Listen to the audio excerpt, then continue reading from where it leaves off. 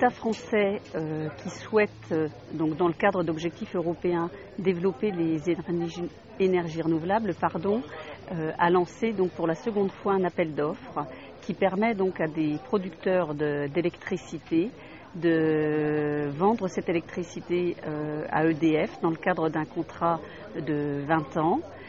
Dans la mesure où cette électricité est produite à partir de biomasse. Concrètement, l'agriculteur a dans son assolement des productions de céréales.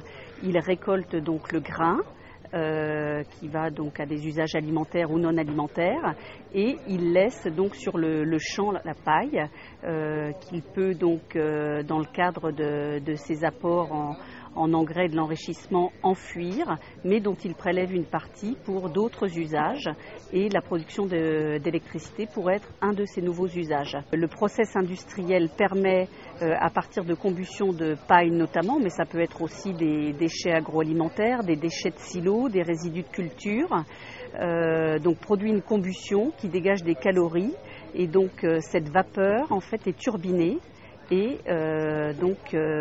permet la production de l'électricité. L'appel d'offres lancé par l'État au travers de la CRE, la Commission de régulation de l'électricité, concerne donc la production de 300 MW électriques sur des projets donc de taille importante, plus de 9 MW électriques.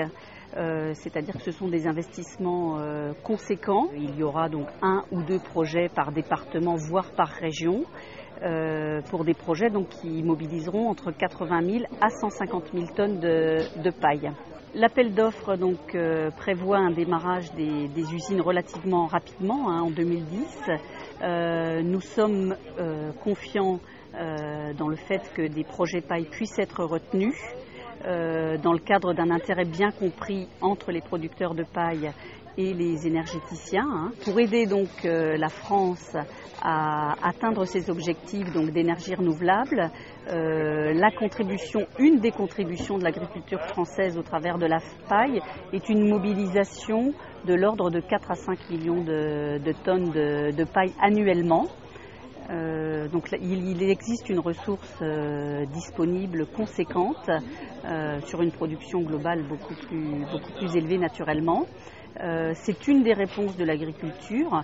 Il y en aura d'autres, notamment au travers de projets de plus petite taille, en partenariat avec des collectivités locales ou des offices d'HLM, dans le cadre, donc là on change un peu de domaine, de projets de biocombustion, des projets donc de fourniture de calories à partir de biomasse agricole pour chauffer des collèges, des lycées, des collectivités locales, offices d'HLM ou autres, à l'occasion du remplacement d'une chaudière fioul obsolète, travaillent aujourd'hui donc à substituer vers un combustible biomasse.